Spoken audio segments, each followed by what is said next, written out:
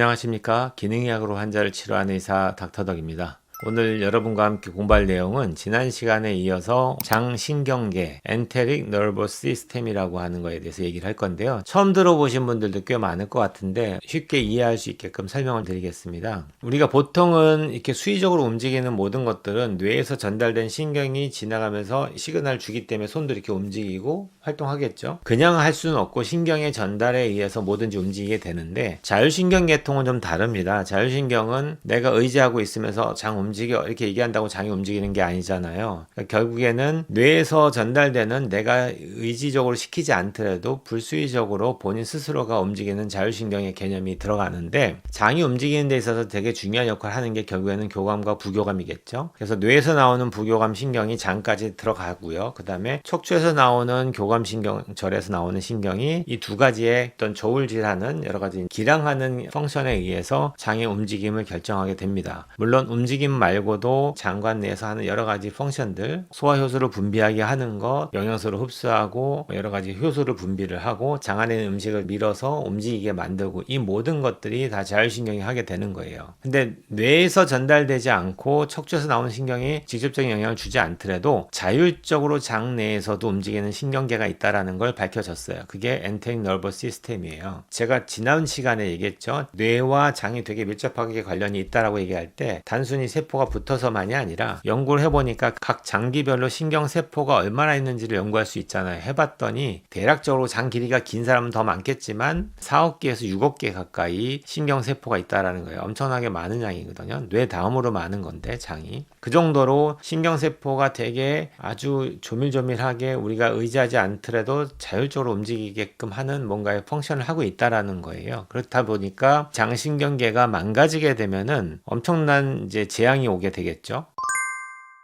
내가 음식을 먹을 때 여기가 입이고요. 이게 쭉 내려가서 항문까지 가야 되는데 음식이 들어가면 미끄럼 타듯이 내려가는 게 아니고요. 장을 보면 이렇게 갔다 저렇게 갔다 하기도 하고 대장은 올라갔다 옆으로 갔다 내려갔다 하겠죠. 이게 내가 누워있는 게 아니고 움직이다 보면은 중력을 거슬러서 올려야 될 때가 있고요. 그렇지 않고 그냥 자연스럽게 내려올 때도 있겠죠.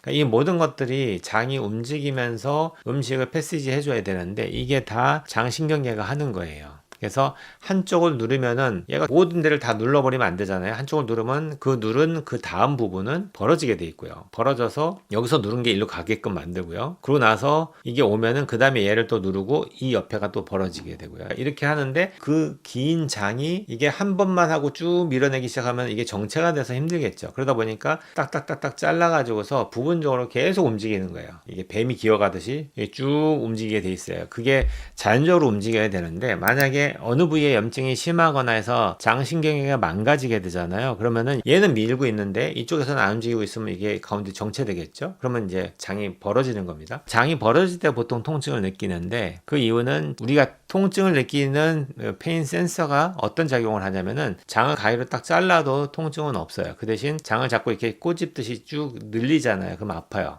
장이 어떻게 아프냐면은 일정량의 디스텐션까지는 통증을 유발하지 않는데 이게 어느 정도 과하게 벌어지기 시작하면은 그때부터 통증이 유발하거든요. 그래서 유일하게 장이 느끼는 통증의 개념은 벌어질 때 느끼는 통증입니다. 그래서 여러분들이 배가 아프다고 하는 거는 지금 장이 움직일 때 어느 쪽은 밀고 있는데 어느 쪽은 제대로 이제 보내주지 못하고 가만히 있다 보면은 이게 벌어지기 때문에 아프다 이렇게 이해하시면 됩니다. 보통 장 점막 같은 경우에는 재생되는 데 걸리는 시간이 3일에서 5일도 안 걸려요. 되게 빨리 턴오버를 합니다. 그러다 보니까 기본적으로 암 환자들이 항암제를 먹었을 때 머리털이 빠지는 것처럼 장이 다 망가지는 이유가 턴오버를 빨리 하는 곳을 공격하는 게 항암제의 특징이다 보니까 장 점막이 다 망가지는 거예요.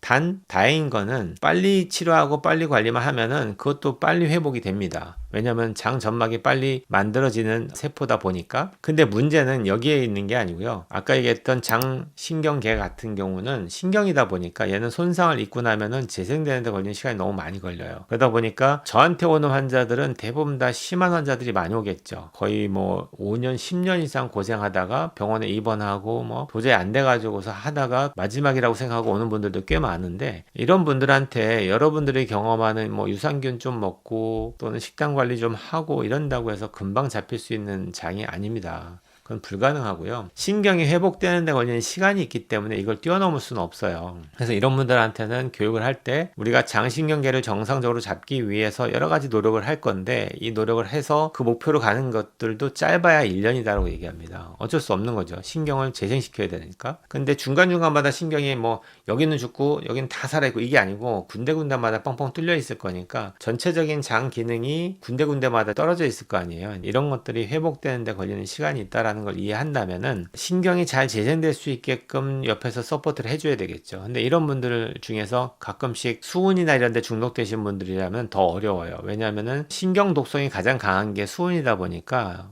잘못해서 우리가 바다에서 나오는 생선이라는 걸 먹다 보면은 장을 통해서 수은이 들어올 거 아니에요. 근데 얘네들이 들어오면서 장신경계 손상을 더 유발할 수 있기 때문에 이런 분들한테는 특히 해조류에서 나오는 수은의 섭취를 최대한대로 줄이셔야 되고요. 이런 분들은 그 외에는 교감과 부교감의 서포트가 필요하겠죠. 자체적으로 움직이는 신경이 손상을 많이 입었으니까 얘를 도와주는 신경들을 자극하는 운동을 하는 겁니다. 그래서 제가 다음 주에는 저희 병원에서 직접적으로 제가 어떻게 환자를 교육하고 어떻게 치료하는지 그 프로토콜을 제가 짜가지고 환자한테 드리는 거를 한번 설명을 드리는 시간을 가질까 합니다. 그래서 오늘은 장신경계가 있다라는 거, 또 이것이 손상받은 환자들은 쉽지 않습니다. 회복되는데 1년 이상이 걸리고요. 그렇지 않은 분들, 아주 미세한 손상이라든지 또는 신경계까지 손상은 없이 장 미생물의 변화 정도만 경험하신 분들이라면은 충분히 유산균 정도 먹고 식단 관리하면 금방 좋아지죠. 그런 분들은 굳이 기능의학자를 찾을 필요가 없죠. 그냥 집에서 관리만 하면 되니까. 근데 열심히 했는데도 불구하고 해결을 안 되는 분들은 어쩔 수 없이 기능의학자의 도움을 받을 수밖에 없을 것 같고요. 그래서 오늘은 여러분께 일단 기본적인 엔테릭 너버 시스템이 무엇인지에 대한 기본적인 설명을 좀 드리고, 오랫동안 장을 치료하는데도 회복이 안 돼서 고생하신 분들이 왜 그런지에 대한 설명을 이해를 하셨으면 좋을 것 같아서 영상 작업을 합니다. 오늘 여기까지 공부하겠습니다. 온 국민이 건강해지는 그날까지 닥터덕은 여러분과 함께 합니다.